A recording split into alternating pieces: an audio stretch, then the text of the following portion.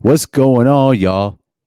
This is your boy Bill Mahari here, representing the MehariNation Sports Podcast on a beautiful Thursday night here in the city of Minneapolis, Minnesota. Salute to the entire LDBC. Salute to the greater basketball, boxing community, though, man. I want to give a huge salute to Junior the Truth, though, man.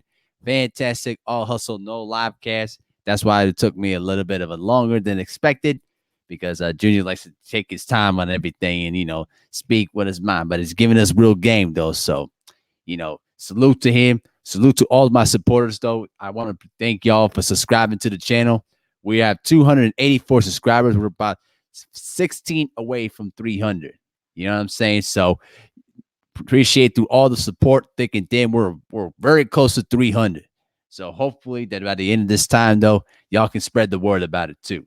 Anthony Bolden, what's going on, brother? Thank you for coming in. So, and what? All right, land of the 216. What's going on? How you doing, Shakita, my sister? How you doing?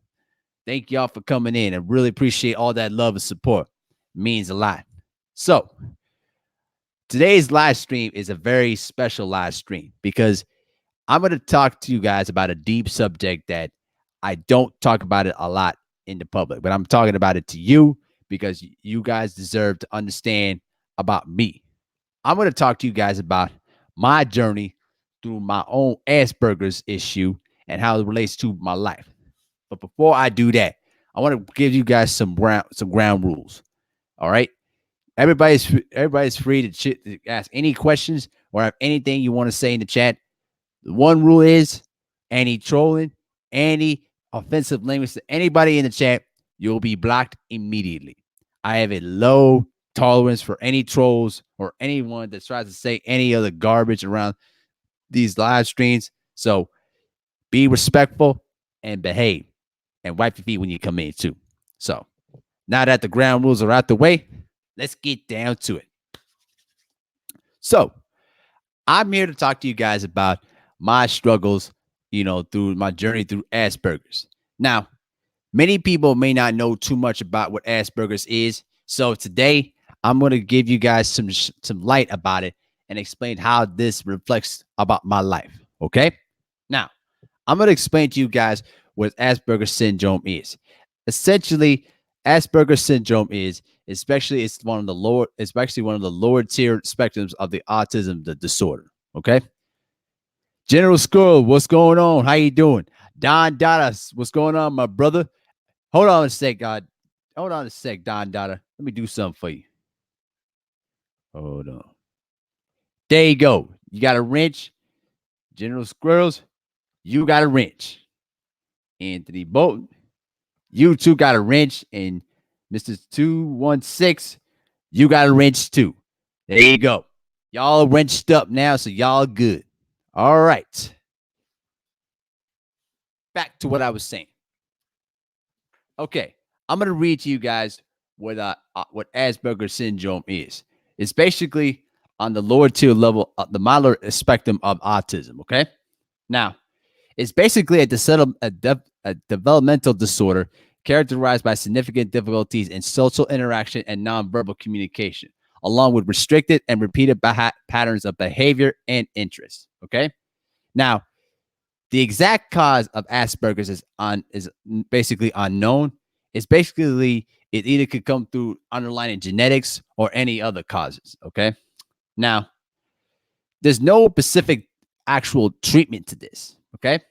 Now, through the effectiveness of basically interventions through, speech therapy, counseling, and special education in outside of school districts too, and through parent training too, people who grew up with Asperger's have a very good chance of still living a normal life. Now, I grew up with this kind of thing through all my life. Okay.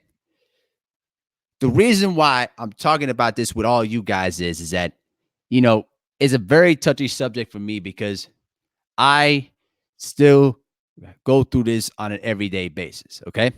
Now, when I was growing up, I had no opportunity to speak my native language because my native language is Tigrinya because I'm an Eritrean American.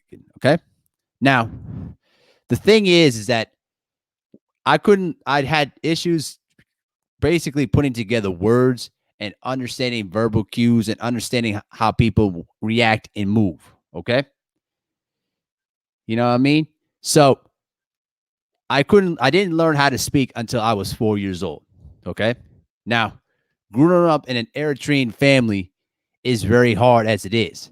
But when you grew up not learning, not understanding the language, and then your parents have to sacrifice their language and learn English more to communicate effectively with me, is really the most difficult thing any parent to ask for, particularly because, mental health is not talked about as much, you know, in that particular culture, because it's considered a curse and it's considered foreign.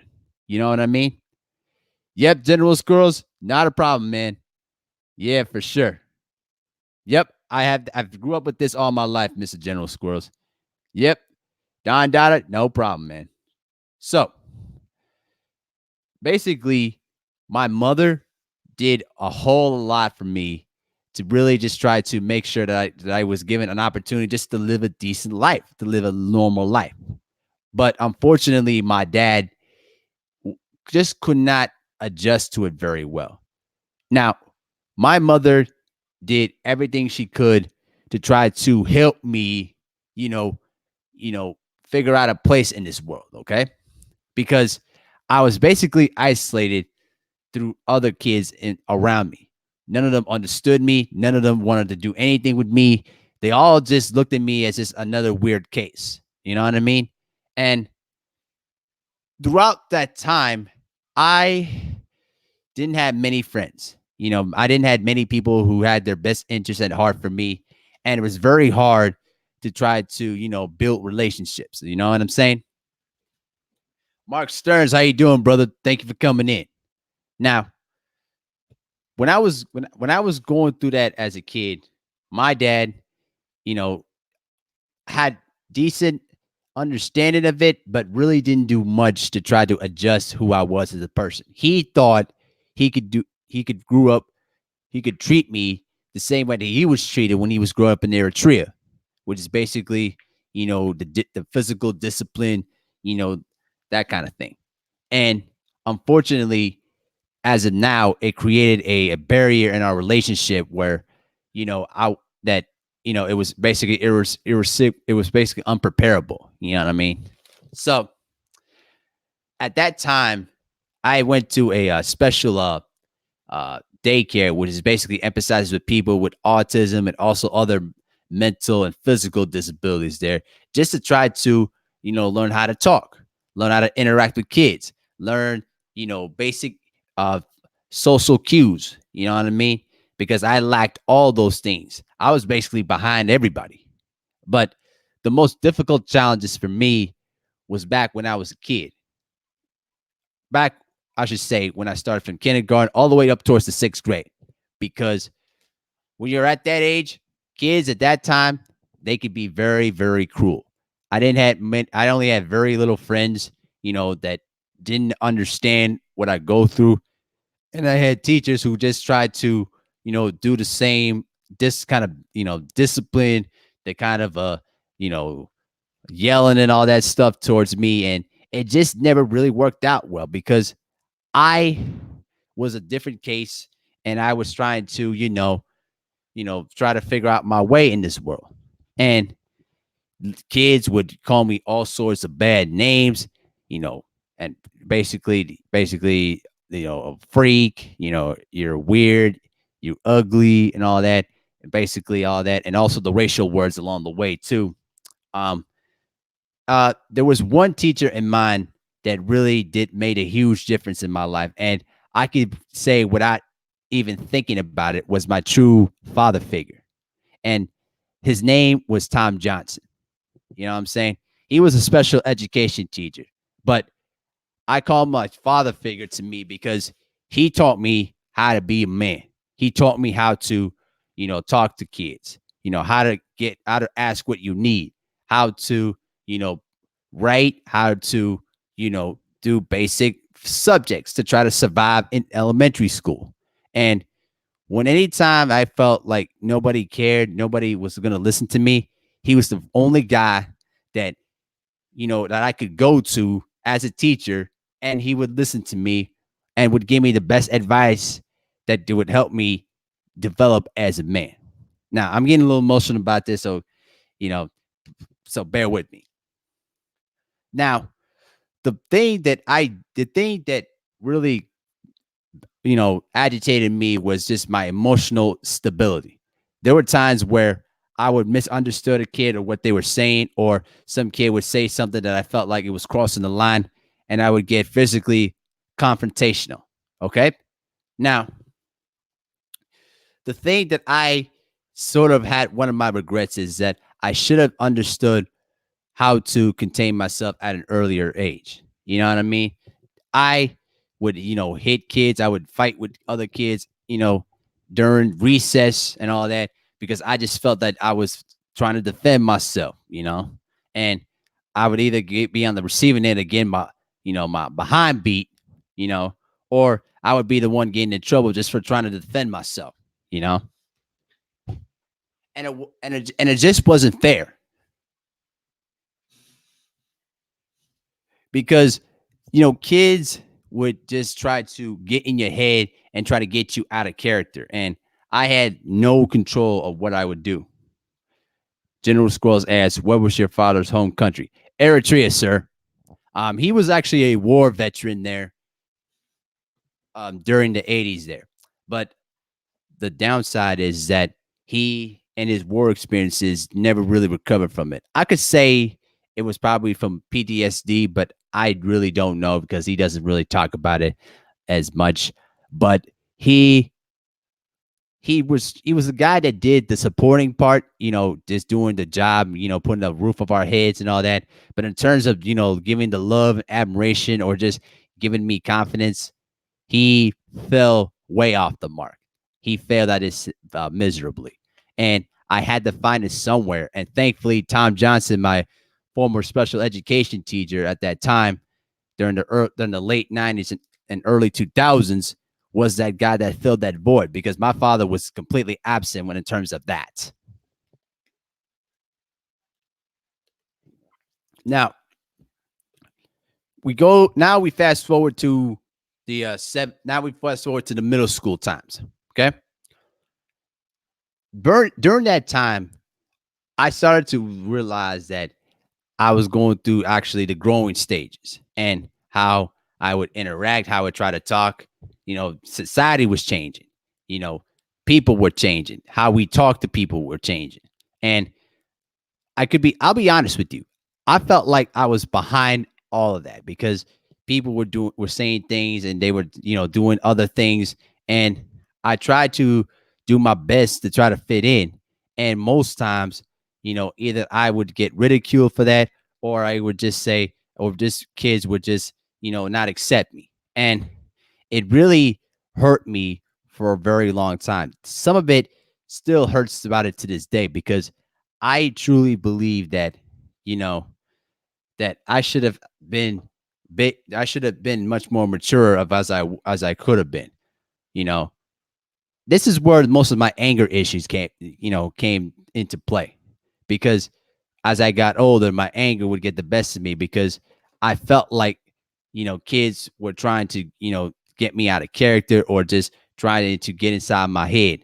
And what Tom Johnson taught me was self control. You know, try to take a deep breath, try to assess the situation before you react to it. And unfortunately, it took me a very, very long time, deep into my adulthood, to really understand how to control myself. You know what I mean? And truthfully, you know, self control is a very hard thing, because when you're at that point, when you're very angry, that you're very emotional, that you'll just react what's in your mind. You don't even think before you react to it. And I've gotten better as an adult now of just settling down and just thinking about what I'm going to say before I do anything. But back then, that was not the case. Um, I've gotten into suspensions. I've gotten into I got into trouble with other kids, because, they would just try to, be confrontational. And honestly, at home, it was no fun either. My dad was very abusive. He would, he would use, physical abuse to try to discipline me, my brother, my sister, and you know, it really hurt me as a man. But actually, the bigger thing was is that he never believed in anything that I would do because he thought that what how he grew up, how he was adjusting to his life would be beneficial for me, but he didn't really understand under how to navigate me into the right direction. Okay, so when I'm talking about my story is I'm trying to relate to you guys how I think and how I move out in this society. Okay, now most of you guys who know me. I'm a huge basketball guy. One of the big things that what Asperger's people are very good at is deep intellectual memory.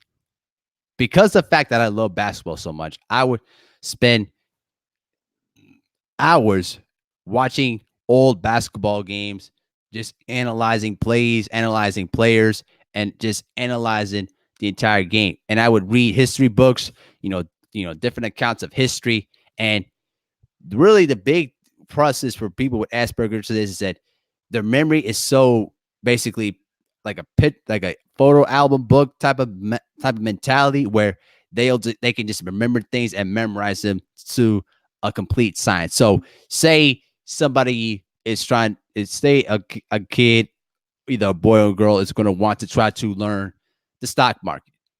I guarantee you, he or she would spend days learning financial tips, how to beat the stock market, and how to make the best investment moves to try to beat the game, and so they can make the most money out of it. That's in a sense where, a person with Asperger's can really do a lot of great things. But the thing is that they can also be very repetitive. There are days where I could be repetitive to a fault, especially how I talk with people, because I sometimes have trouble trying to, you know, engage in different conversations with how to adjust because either I'm not related, I can't relate to that, or I try to, try my best to, interact or try to engage in the conversation, but it's very it's very difficult because either I'm not familiar with it or at the same time I just don't interact it very well. So the thing that I try to at this stage is through all my treatments and all my therapy sessions is I try to be much more diverse of how I view myself. Sometimes I I would do the same thing over and over again, but over time it gets too repetitive to the point where you got to at least change something. Now, I've learned how to, adjust to people's likes and people's interests so they can understand I am showing my own empathy to them, you know? And truthfully, hopefully, what you'll realize is that I'm a person that tries to, you know, be inspirational and try to show you my true character and my true, empathy and show my true caring nature to you. You know, I'm not a guy that is going to, you know, show the cold stare or just not show any interest. Sometimes people with Asperger's sometimes have trouble showing their own feelings. Now, thankfully, that wasn't the case with me. That sometimes I let my own emotions get the better of me to the point where I get myself in trouble for it. But I really, really believe that in my heart of hearts that everybody with Asperger's can still live a normal life, you know what I mean, and be a productive member of society. And that's what I kind of believe in. Bolton South D Town, what's going on, brother? Welcome to the channel. How you doing, my friend? Thank you for coming in. Anthony Bolton says, I've heard that some tech company founders and CEOs tend to have some sort of form of Asperger's, and because they're dealing with things repetitive, they were outstanding at coding. Oh yeah, absolutely. You know what's also the scary part about what a person with Asperger's is when they're engaged in something they like, they can remember it and they can just analyze it in a way where an average person can't do it. Okay. I know a person who basically loved algebra and geometry more than anything. And she can break it down. This was back in high school. I hated math. Now, I would sit next to her because I knew she was very intelligent with it. She, I guarantee you, she could break down the problem. She could break down the equation all the way to a complete science in a way where I was just very impressed. And the same when it came to basketball. I could break down the players' tendency, which move they're going to make first, which is their best high percentage shot, and what sets the other opposition wants to run, and how do we stop it? Okay. Now, over time, they'll start to get a little bit repetitive because then their passion of what they love kind of gets in the way of what they can try to do outside of that. You know what I mean? The thing is, I really believe that you know that everybody who has all sorts of mental issues can still live a normal life. It's just that we just cannot forget them. So let me go ahead and look at the chat real quick.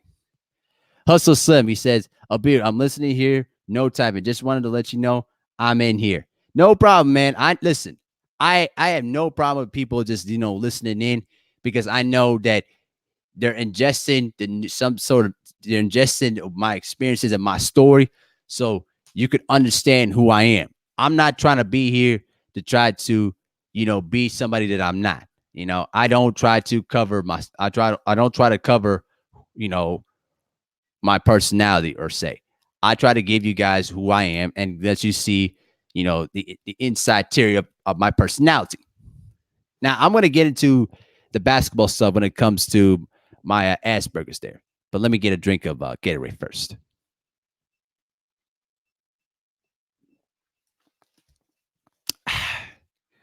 That's a little better. Okay. Now, I started playing basketball when I was about, let's say, 2, 3 years old. I remember, I saw a toy hoop, uh, basically like an elevated basketball hoop for little kids, and oh my goodness, I begged and plead the hell out of my mother to get me that basketball hoop. Just had to just plead and beg to it, you know, and through great convincing and a lot of whining, a lot of complaining, I got what I wanted. But it turned out it was the greatest investment my mom ever made. After that, I would play, shoe hoops. I would watch, NBA basketball with Michael Jordan during, weekdays or weekends when the Bulls were on Sundays. And I would try to emulate what Michael Jordan was doing. And in a sense, I was learning about the game of basketball from that way, learning how to dunk, learning how to shoot a jumper. You know what I mean? That's where my interest of basketball truly started during, I guess, 94, 95. Was it 95? I think it was probably 95, 96. Probably 96, yeah. Then I started learning competitive basketball very, very late. Unfortunately, since my family was basically trying to make ends meet during my elementary school days, I wasn't fortunate to have the opportunity to play any traveling ball or anything like that. I had to basically wait until the seventh grade to play, actual competition basketball. And by that time, I only learned basketball basically through the streets. You know what I mean? Through street ball, through some of the kids in the neighborhood. Learn my jump shot, learn how to play defense, learning how to, defend, shoot free throws. Basically, the basic fundamentals. Okay. Now, when I was in the ninth grade, I was basically, cut because I wasn't athletic enough. I didn't have the skills yet. I couldn't. I promise you, I was cut to the core because it was the first time anyone told me I was never good enough.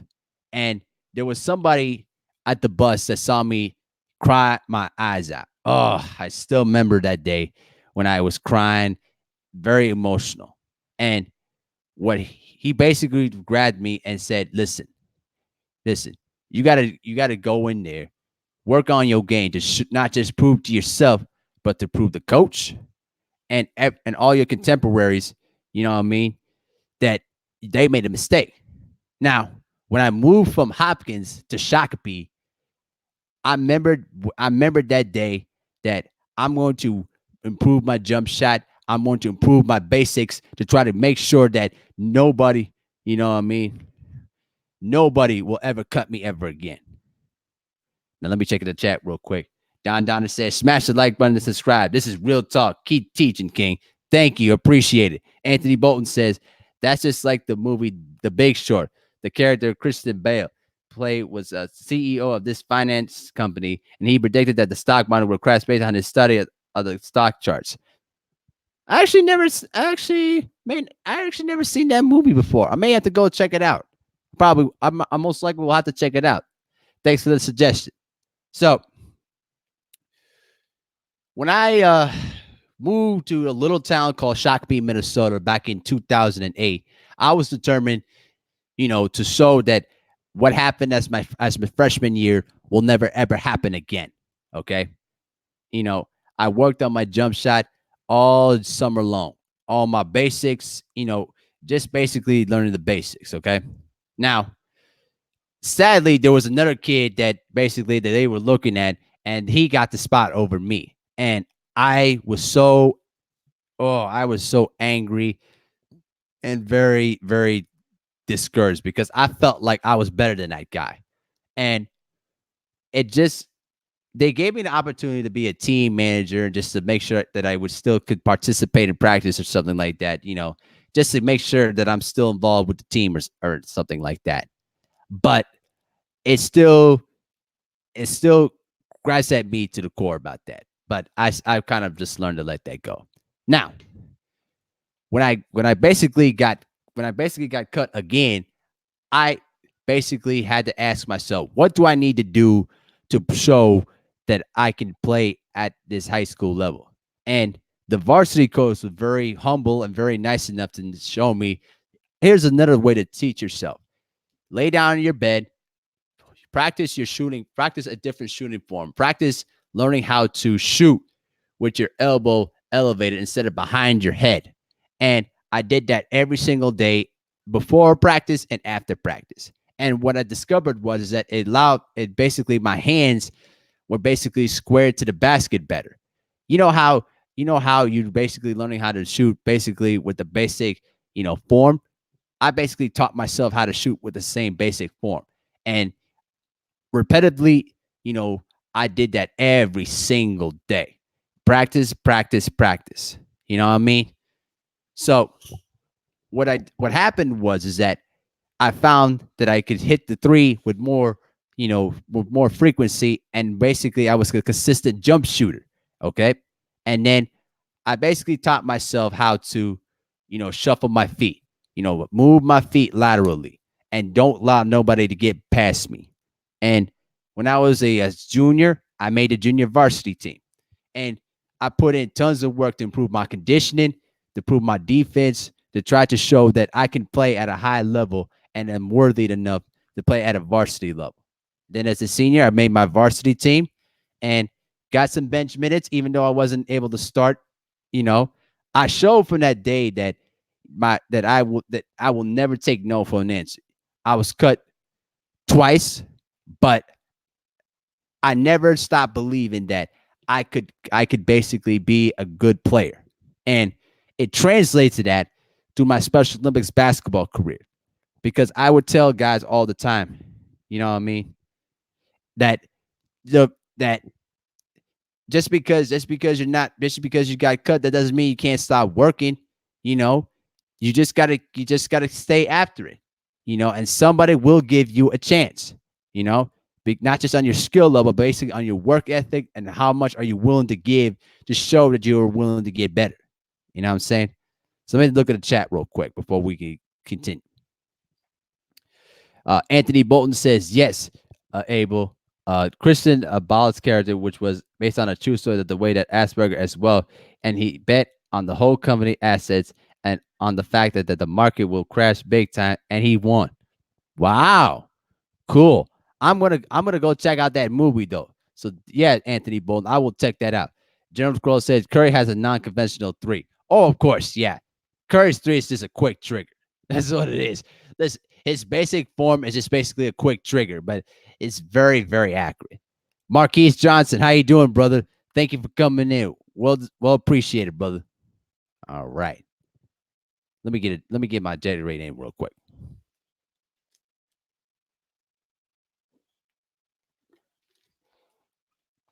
Yeah, man. This has really been a fun time. Now, I'm gonna get into the Special Olympics side of things because this is where all my skills and all my maturity came into play. Because after my senior year, I was approached by somebody who used to play for my high school team. You know what I mean?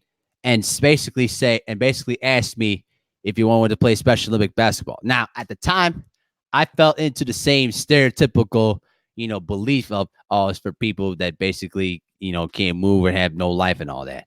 So I said no. But then afterwards, he kind of pushed the right buttons on me and then talked to the right people that basically said that, Abil, this could be a great opportunity for you to try to continue to play as you play through college. And I'm like, damn, smart idea. So I went in there, signed up, and played flag football, softball, and basketball.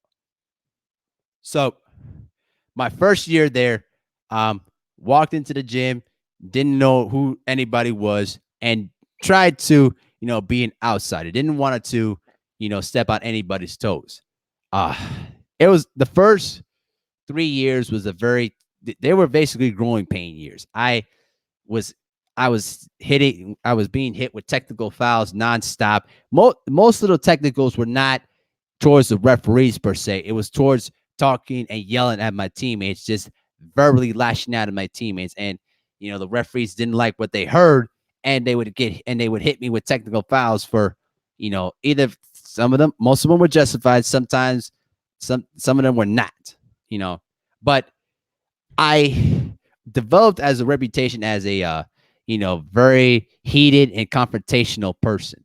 And during after my third season, um, it was basically a crossroads times. Either I was going to develop as a leader, or am I going to continue my immature act? And there were also issues at home too, because my father and I's relationship was getting worse, and then he decided to leave the family, during 2015, as I was in the World Games at that time.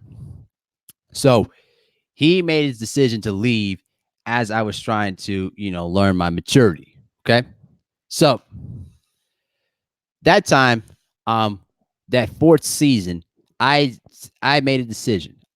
Either I was going to mature, or I'm gonna just continue to be the person that I am, and basically people won't respect me. Okay. Now, that first day of practice, that was back in 2020, was it 2014, early 2014? Yes.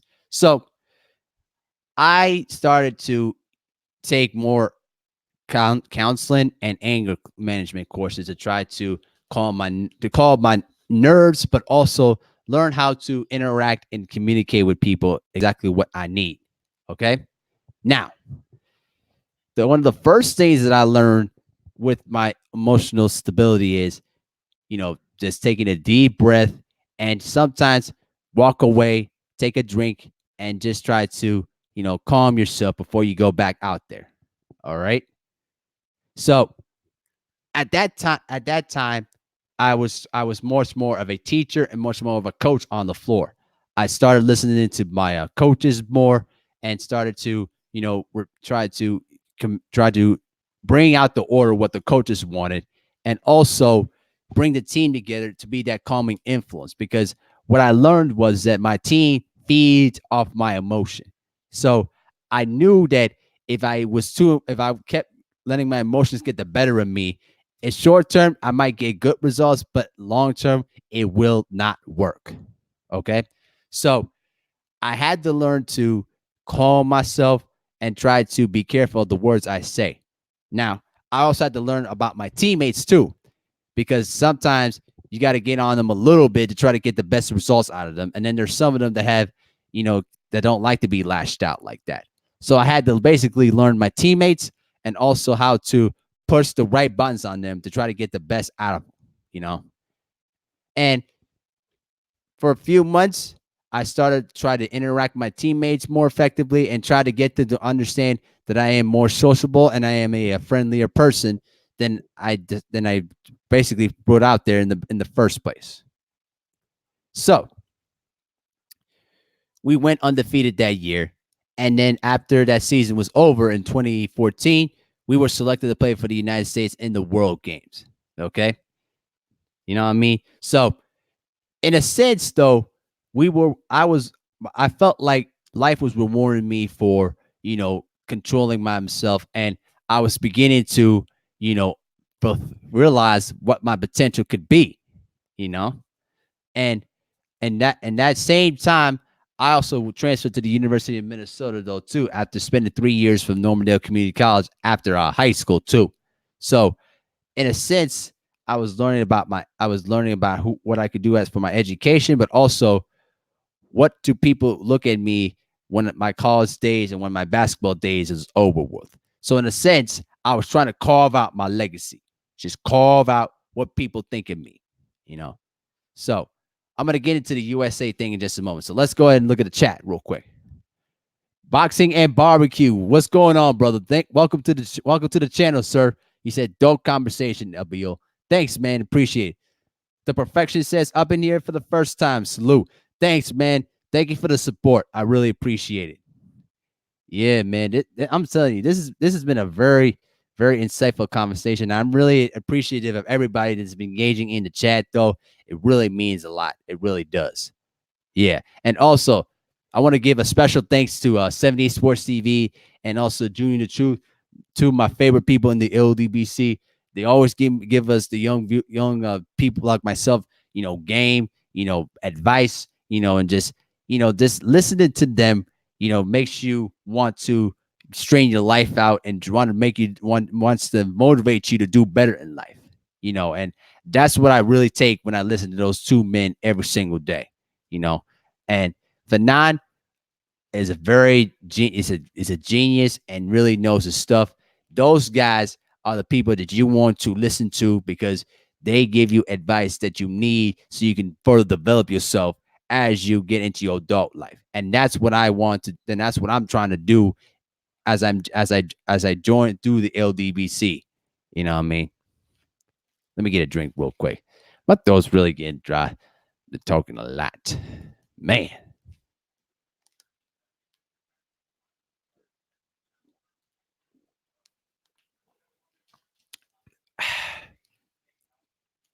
So what was I going to talk about? Oh, yes. We're going to talk about the USA experience too. Now, our team was selected to play for the unified basketball team for 2015 World Games. Now, for those people that basically before the live stream started, you saw a picture of me shaking hands with Terrell Owens. You know what I mean? The Hall of Fame wide receiver. Okay.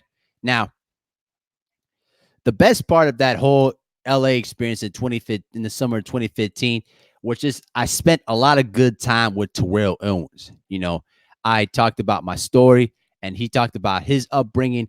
And the big thing that we share a common bond is that we're both competitive people and we compete to the best of our ability and we want to win, you know.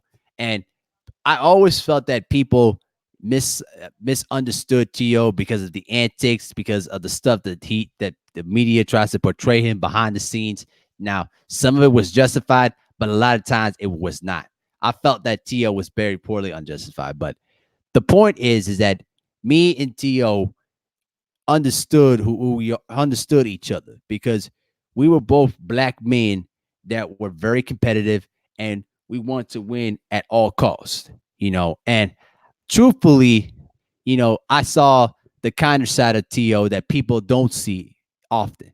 He's a very humble person. He basically tells it like it is, and he don't care.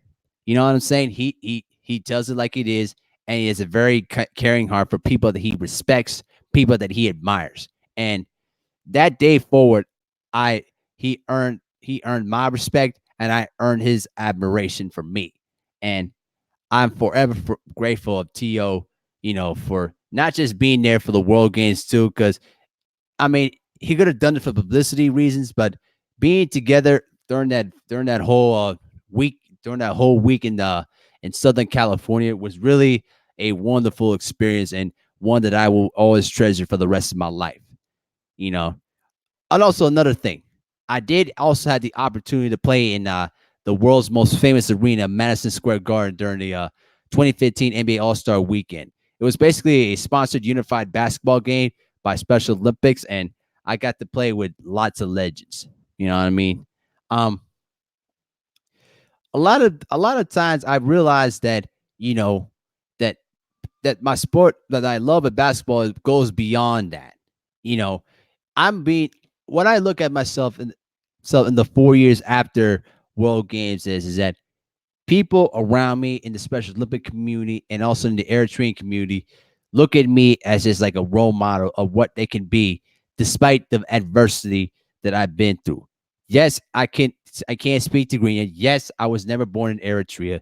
Yes, I don't understand some of the cultural cues at times, but my intentions, my spirit, my love, my blood, nothing but Eritrean in this band. You get what I'm saying? So I'm a guy that just wants to push myself to be at my very best to show the next generation that you don't show no excuses, all hard work, blood, sweat, and tears. That's basically the Eritrean way. You know what I mean? I'll tell you a little something about myself when I'm playing on the basketball court. I'm out there playing, just minding my business. But when I feel like I'm in the zone, I'll tell you what it feels like when I'm in that zone. When I'm in the zone, I feel like I'm in battle with somebody. That I'm in battle. That my life is on the line. Kind of like I'm in war. When I was a kid, my father used to put on old Eritrean war films, and I would see, footages of you know, this tanks, for AK-47s, all sorts of battle scenes. And when I would make 3 or 4 shots in a row, I I picture myself that I'm in that same scenario as like the soldiers were back in the 80s and during the early 90s. You know what I mean? Battling, fighting, to win. And when I get into that zone, where it just feels like I'm battling something that I'm trying to get away from somebody, get away from what I was previously in my life. It feels like nothing can stop me. That I'm untouchable. That warrior soldier like mentality that I carry on it on the basketball court. You know, and it's a type of thing that motivates me to try to go through the distance every single time. And in a sense, it has made me much more of a very brave competitor and much more of a warrior on the basketball court that shows no excuses all the time.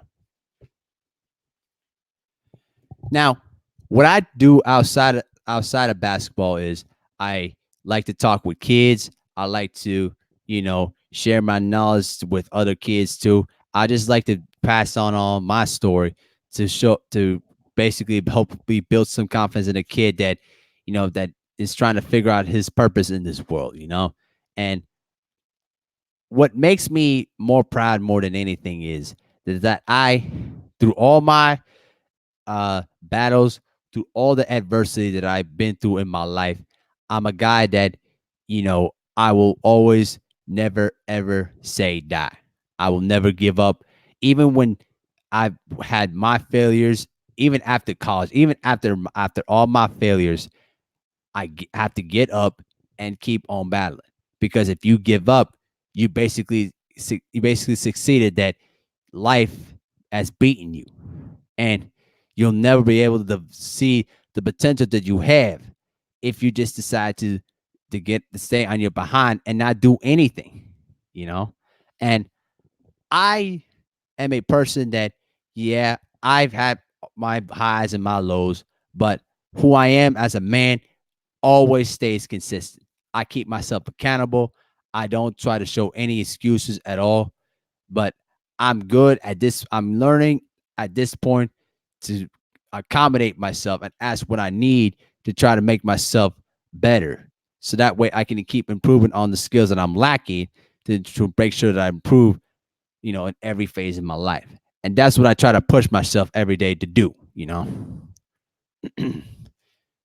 One second. Let me get a drink real quick.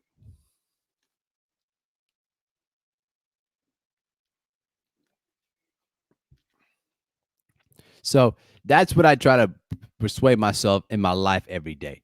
And the reason why I appreciate the LDBC a lot is because it's not just about people who know boxing.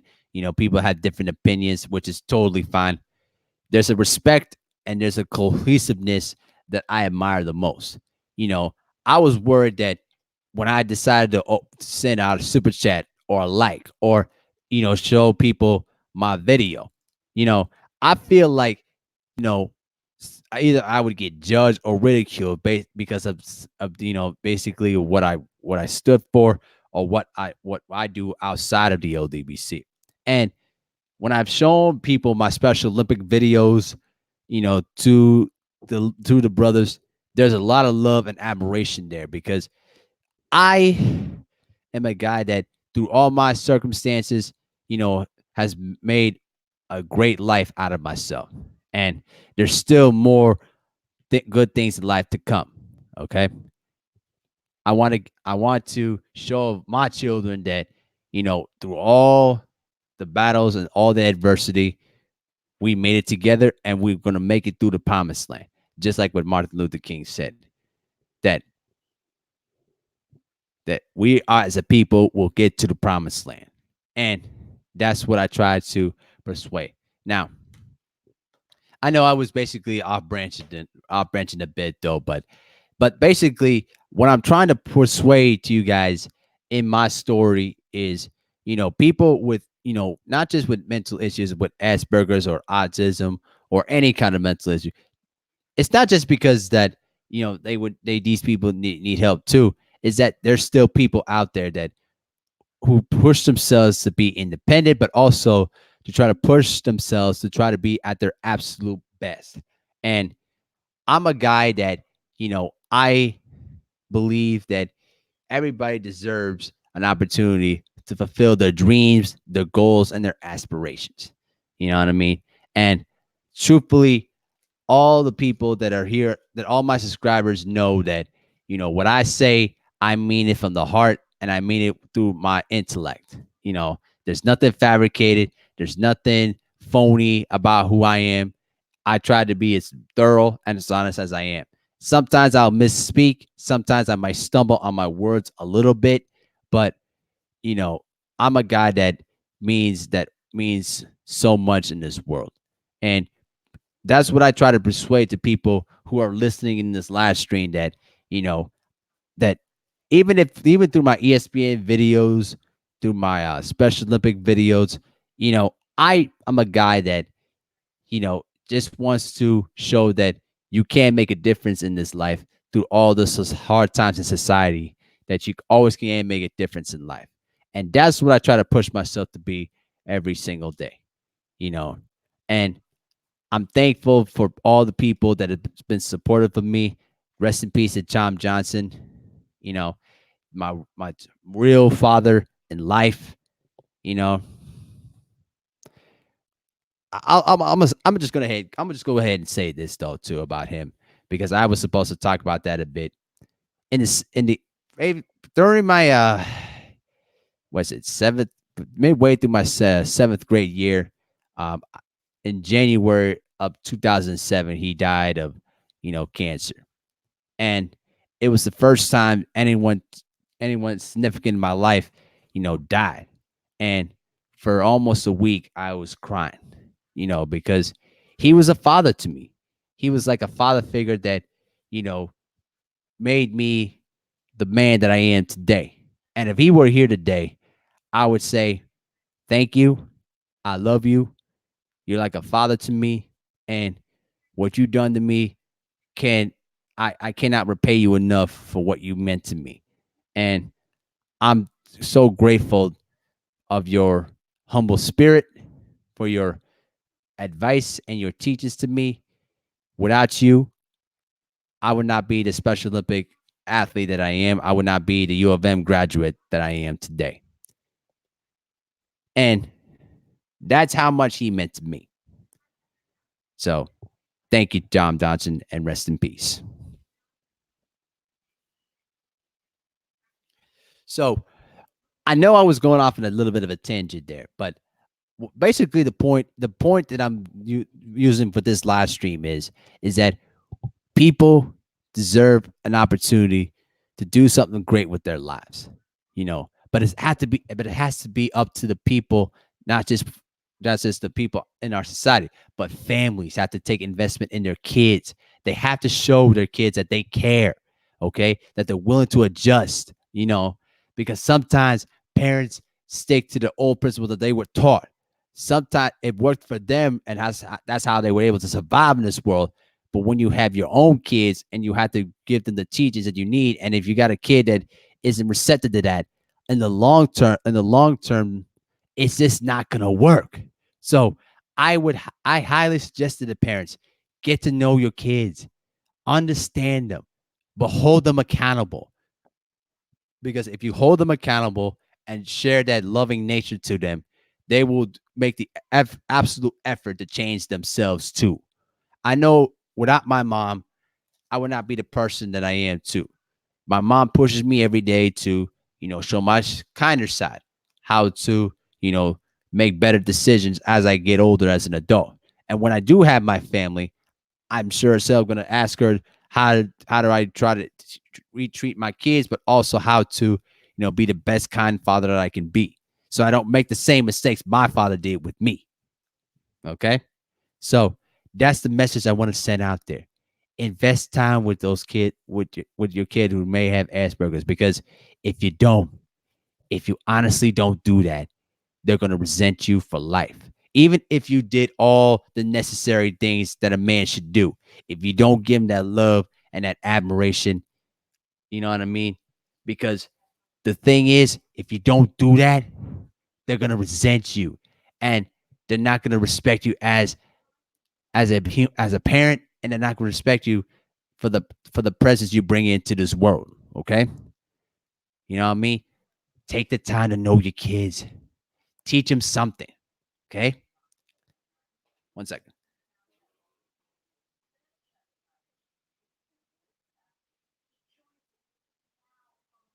Okay. Okay, there we go. So, excuse me for about minute. I just had to sneeze real quick. But anyway, I'm gonna wrap this up by this. Okay, take the time to know your kids. I cannot stress this enough. Okay, take the time to understand your kids and do whatever they can to help them develop. Because if you do that, they will be great contributors to society. Okay, that's what I want to do when I become a parent. Okay, that's what I plan on doing. All right, I don't want my kids to grow up how I grew up, always living with that fear, always living in that pain and that suffering through all the bullying, all the abuse in my life. I don't want them to grow up that way. I want them to divest themselves. I want them to be whatever they want to be. Okay. But I want them to teach, you know, respect, discipline, but sharing that loving nature. Okay. Being open, being honest with yourself. It's very critical to the success of people in this life, regardless if they have any mental issue in their lives. Okay. Do that. Because if you don't, I'm telling you, they're going to have that deep resentment, and then they're going to be a lost cause in the society. And we can't afford that. We just cannot afford that. That's what I wanted to urge out of you guys. So let me look at the chat real quick. The land of the 216. He says, thank you for allowing me into your world. And may God continue bless in all your endeavors. Thank you, sir. I appreciate it. Mark Stern says, Abil, your openness and honesty about some of your personal challenges and triumphs is humbling and empowering.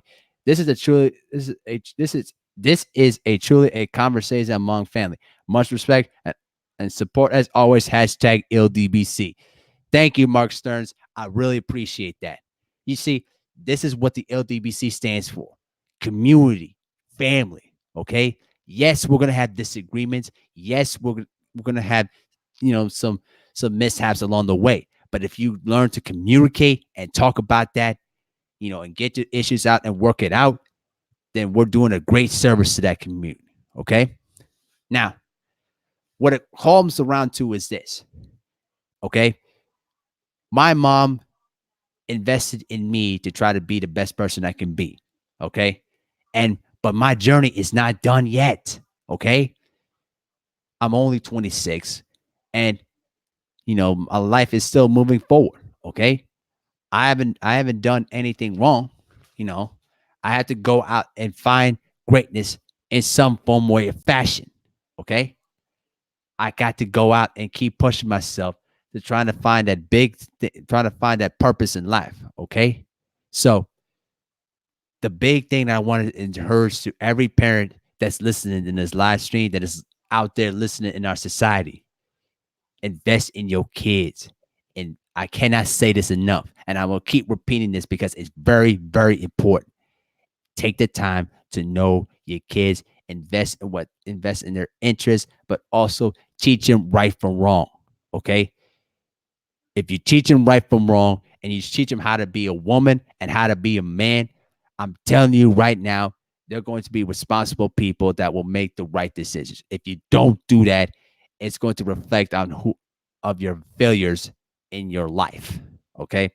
Through these hard societal times, we can't just be dismissive. We can't be ignorant to who we are as people. Okay. Because what is happening is that the new generation shows no respect to the elderly. Okay. They have this lack of, I don't care what you think. You don't control me or anything like that. And what has happened? We're losing people of our new generation because they choose ignorance over persistence and over, just an open mind. Okay. That's what we have to stress out the most. Okay. Teach them right from wrong. Teach them how to be a man. Teach them responsibility. Teach them humility, empathy. Okay. That's what I'm trying to stress out of my life journey. Okay. Because I'm out there trying to find who I am as a person. Okay. By my mid-30s, I expect to have a family and have kids and try to live my life so that way my children can basically be successful people and hopefully be better people than me. I want that. Okay. But it has to start from the ground up. And when that happens, I promise you, you're going to look at your child and you're going to be so proud of your child, that he's made it through his own journey through the promised land. Okay. That's what has to be stressed out the most. Okay. So now we're down to the last minute. So, regardless of what issue somebody has, take the time to help them out and show them there's a new direction in life. And when you're going to see down the line, you're going to see that your words, your actions can make a difference for people in our society. I learned that through my story, I'm impacting people who went through the same stages that I went through, and I'm become their hero in a sense. Now, I don't conclude myself as a hero. I conclude myself as a person that used his talents to be somebody. Okay. But it doesn't just come through natural talent. You have to work for it. Okay. And I stress that to everybody. I remember speaking in a large school in northern Minnesota. And the one thing I stressed to them was hard work and persistence. And you don't let nobody tell you otherwise. Okay. Because if you let anybody control your mind and your intellect, you've lost. Okay. So the last message I want to give you guys is invest in your kids and invest in your teaching so that way they can be responsible people. And when that happens, it is going to reflect the successes of your life. All right. I give a great deal of thanks to my mother for all that she has done for me. But the job is not done yet. And when she gets older and when she sees grandkids and when she sees that I have a family now, she's going to be the most proudest woman on the face of this earth. And I hope to see that great smile on her face before her time in this world is gone. All right. So I wanted to give everybody a huge thank you for sticking around this whole hour. And wow, we went an hour, but I wouldn't trade this for anything. I want to give a special thanks to Junior the Truth, 78 Sports TV, for Non International Boxing, Black Fight Fan TV, KQKC, all the members of the LDBC for their work and for their platform that they have built, and also the Ticket TV too, because without those guys, none of this would be possible. And I want to thank everybody in the live stream today for listening to my story and just engaging in the chat.